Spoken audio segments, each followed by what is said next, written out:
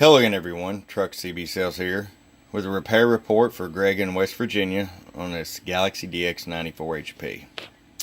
Greg, you sent this in, said took a lightning hit extremely close to your station and noticed the power fell off on your radio.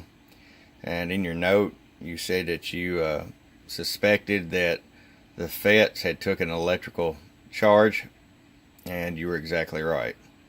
So we got in there and we replaced the FETs. We replaced those with the new and more robust ERF 2030 pluses and got it ready to go. Let's get right to it. Our power all the way down, 5-watt slug.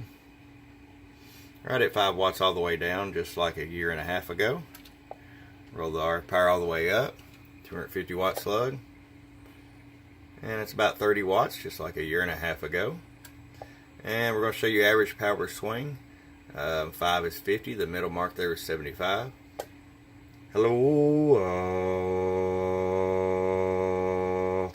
So we're getting up here about 75 bird. So we picked up about 20, let's see, about 15 bird from what we had before going to the new FETs. Here's your peak power, 250 watt slug. Hello. About 160 watts.